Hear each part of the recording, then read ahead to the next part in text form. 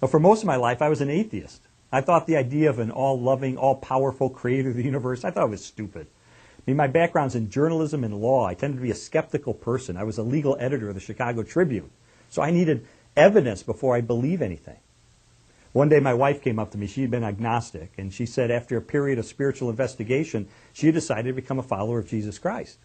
And I thought, this is the worst possible news I could get. I thought she was going to turn into some sexually repressed prude who was going to spend all of her time serving the poor in Skid Row somewhere. I thought this was the end of our marriage. But in the ensuing months, I saw positive changes in her values, in her character, in the way she related to me and the children. It was winsome and it was attractive, and it made me want to check things out. So I went to church one day, mainly to try to see if I could get her out of this cult that she's gotten involved in. But I heard the message of Jesus articulated for the first time in a way that I could understand it. That forgiveness is a free gift, and that Jesus Christ died for our sins, that we might spend eternity with Him. And I walked out saying, I was still an atheist, but also saying, if this is true, this has huge implications for my life. And so I used my journalism training and legal training to begin an investigation into whether there was any credibility to Christianity or to any other world faith system for that matter. I did that for 1 year and 9 months until November the 8th of 1981.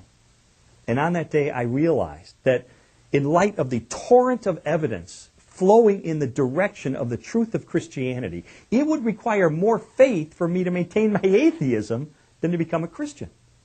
Because to be an atheist, I would have to swim upstream against this torrent of evidence pointing toward the truth of Jesus Christ. And I couldn't do that. I was trained in journalism and law to respond to truth. And so on that day, I received Jesus Christ as my forgiver and as my leader. And just like with my wife, my life began to change over time.